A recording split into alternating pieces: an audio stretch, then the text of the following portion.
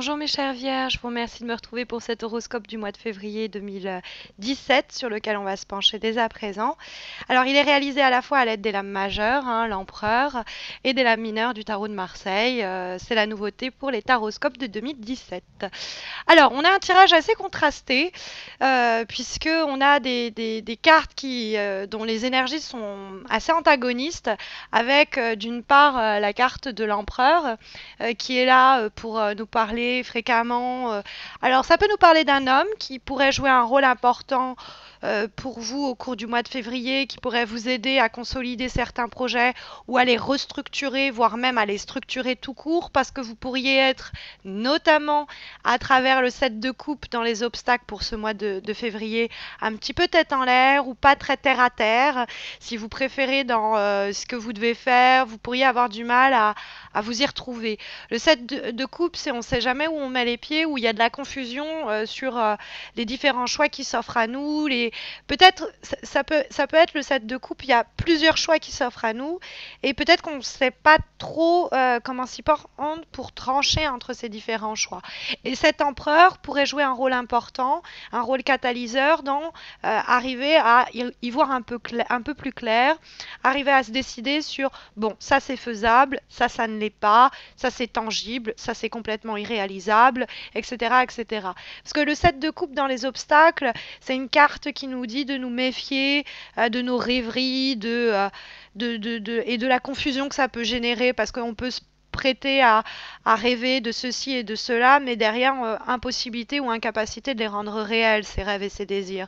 Donc on les laisse comme ça, dans l'air, sans que derrière, il y ait beaucoup de concrétisation, parce que justement, il y a une difficulté à se décider.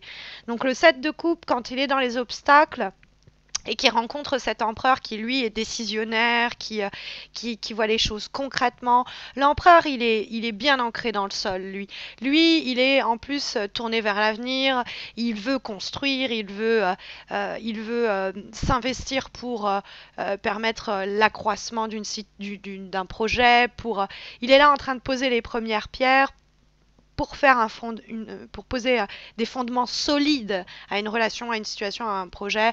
Donc cet empereur est très dans la construction, l'élaboration, l'édification, la consolidation, et donc il est très déterminé, il est très droit dans ses bottes, tandis que le 7 de coupe, on est là, bon, je sais pas trop ce que je veux. L'empereur, il sait ce qu'il veut. Le 7 de coupe, c'est euh, on pourrait se sentir un petit peu sans marge de manœuvre, un peu coincé, alors qu'en fait, il y a plein de voies qui s'offrent à nous.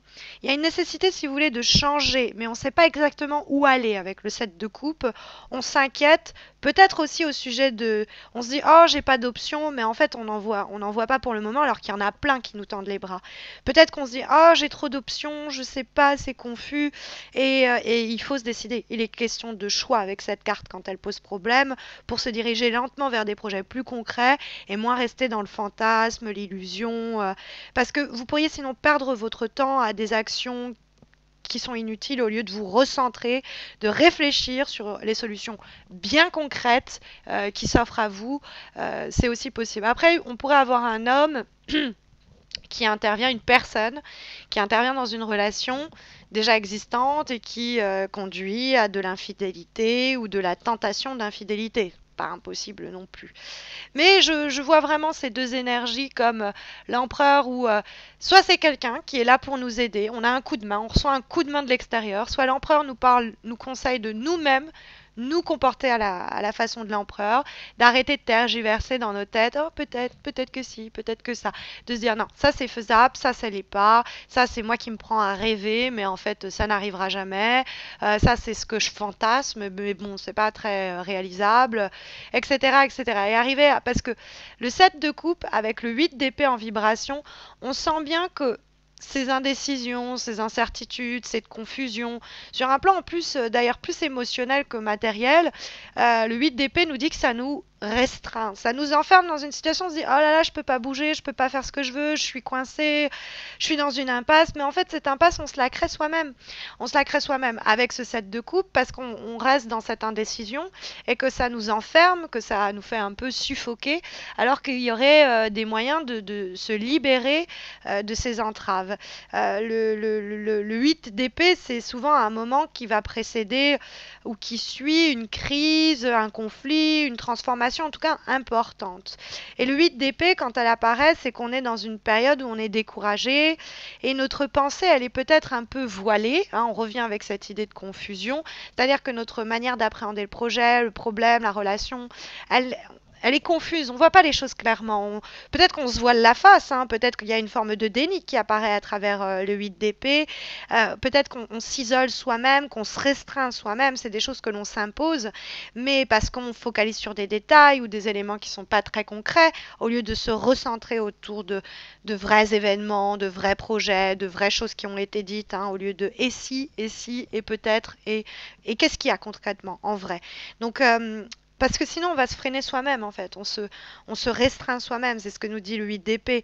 On se met dans une période difficile où on se sent entravé. Et donc, il faut s'en libérer. Et pour s'en libérer, ça passe par la détermination de l'empereur et l'intensité du cavalier d'épée au service de la libération de ces entraves du 8 d'épée qui, à mon avis, trouvent leur origine dans le 7 de coupe, c'est-à-dire dans cette indécision, etc. Le 8 d'épée, on peut se sentir coupable, on peut se sentir victime. Quoi qu'il en soit, il faut qu'on fasse le nettoyage de ces vibrations négatives parce qu'il y a une forme quand même de pessimisme ou de voir tout en noir ou de... Bon, peut-être qu'il y a des raisons, hein, parce qu'on est dans une période difficile et que voilà. Mais c'est pas pour autant qu'il faut se replier dans un monde illusoire ou dans des histoires qu'on va se raconter. Il faut aller dans l'intensité des actions concrètes qui vont nous permettre d'aller chercher ce qu'on veut ou de se débarrasser de ces énergies négatives.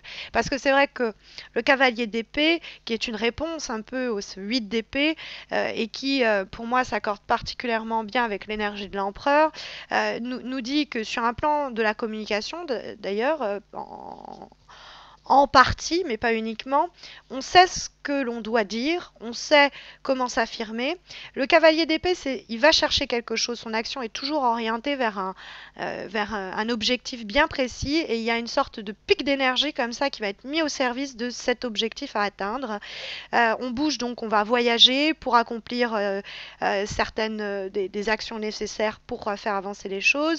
Ça peut être, c'est des luttes que l'on mène en tout cas, mais dont on va sortir victorieux parce qu'on va se donner les moyens. Il y a une émulation à travers le cavalier d'épée, il y a quelque chose un peu de bouillonnant, d'effervescent, où on s'embarque dans de nouveaux projets. Rien ne peut nous arrêter. Rien n'arrête l'empereur, rien n'arrête le cavalier d'épée quand ils sont lancés. C'est des périodes animées où il y a beaucoup de choses à accomplir, c'est des cartes d'ambition et les choses s'améliorent, de nouvelles émotions arrivent.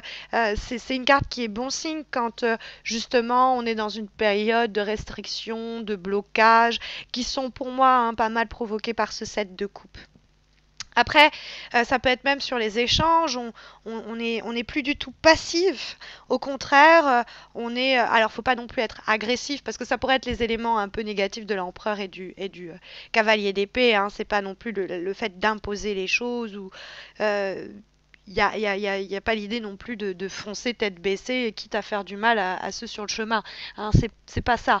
Le conseil que nous délivre l'empereur, c'est l'idée d'être structuré, d'être terre à terre, d'être centré, d'être focus avec le cavalier d'épée sur ce que l'on doit faire et arrêter de s'éparpiller entre ah je pourrais. Ça peut être l'idée qu'on commence un projet puis on se dit ah non mais en fait j'aurais pu le faire autrement ce projet. Et hop on le reprend d'une autre façon et puis bah du coup il y a rien qui se fait et ça nous garde prisonniers d'une situation qui n'avance pas ou peu. Ça peut être sur le plan relationnel hein, aussi d'ailleurs, avec l'idée qu'on se fait des films, on est là en train de se raconter des choses sur le plan du flirt, de la tentation, mais au fond on bouge pas, on est pris dans ses fantasmes et le cavalier d'épée et l'empereur nous dit allez à la conquête de cette personne, ne restez pas dans vos envies sans jamais les formuler. En plus cette idée un peu, je vous ai dit, des rapports antagonistes qui semblent porter le tyran tirage pour ce mois de février. On a cette idée qui est confirmée par la cinquième lame, qui est une lame qui va nous donner un dernier conseil pour gérer le mois de février. Il est ce conseil issu des cartes du tarot Oshozen, relecture en fait philosophique, des lames majeures et mineures du tarot de Marseille. Et donc on a la carte schizophrénie, qui est en fait la carte du 2 d'épée et qui encore nous parle d'une dualité intérieure, nous parle du fait qu'on veut rarement voir les choses comme elles sont, qu'il y a une forme de déni, il y a toujours ce voile sur les yeux. Hein. Donc il y a des choses qu'on essaye de mettre de côté, où il y a des sentiments contraires qui s'opposent en nous et qui conduisent à une sorte d'inertie, parce qu'on n'arrive pas à savoir quelle option choisir entre should I stay or should I go, quoi. Vous voyez un petit peu la chanson, c'est un petit peu ça. Schizophrénie, c'est est-ce que je lâche tout? Est-ce que je lâche juste les jambes? Est-ce que je lâche juste devant? Et donc on n'arrive pas, on est divisé, on a du mal à savoir, à sortir de ce dilemme, mais c'est parce qu'on voit pas les choses clairement. Si on commence un petit peu à se positionner, à se dire mais en fait je sais très bien ce que je veux, je suis juste partagée entre ce que je veux dans un monde concret, c'est-à-dire dans ce qui s'offre vraiment à moi. Parce que peut-être que je veux des choses, mais je sais qu'elles vont pas se réaliser.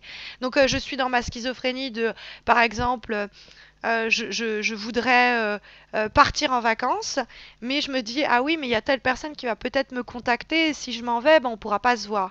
Mais au fond, on sait très bien que la personne ne va pas nous contacter, c'est un espoir, c'est un tout petit espoir qui est là.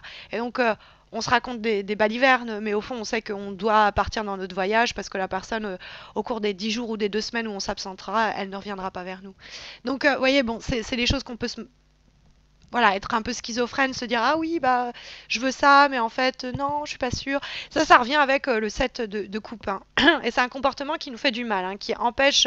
Il y a comme une sorte de décharge d'énergie qui est prête à se libérer, mais que cet état-là, ces pensées contraires et des fois assez illusoires, nous empêchent de complètement libérer quoi, en termes toujours d'énergie. Donc le conseil pour ce mois, c'est arrêter de réfléchir à des choses pas très crédibles ou pas très réalisables. Ça vous enferme dans des états de restriction que vous imposez vous-même à cause de cet état d'esprit. Soyez plus terre à terre dans vos choix. Affirmez-vous, allez chercher ce que vous voulez. Essayez de vous mettre d'accord entre vous et vous-même pour justement ne pas perdre votre temps à écouter des voix intérieures qui, vous savez, ne vous murmurent pas la vérité. Au contraire, c'est les voix qui vous disent « Oh non, mais si ça se trouve, ça pourrait être mieux. » Bon, bah c'est pas mieux, c'est ce qu'on a et c'est déjà pas mal et on fait avec ce qu'on a. C'est un peu l'idée, quoi. Voilà, bah j'espère que ça saura vous aider au cours du mois de février. Si vous avez besoin d'une aide plus précise et plus orientée vers le problème qui vous préoccupe actuellement, sachez que j'organise un concours pour vous permettre chaque mois de remporter un tirage personnalisé gratuit, comme celui-ci mais plus enrichi. Donc ça se passe sur Facebook, vous aurez le lien de ma page Facebook juste sous cette vidéo, donc n'hésitez pas à me rejoindre, c'est assez facile pour participer. Je vous invite aussi à vous abonner à ma chaîne YouTube si ce n'est pas encore fait. Quand on aura atteint les 10 000 abonnés, on célébrera ça comme il se doit. Et puis, bah, je vous souhaite à tous et à toutes un très bon mois de février. Je vous retrouve à la fin de ce mois de février pour les horoscopes de Mars. D'ici là, portez-vous bien.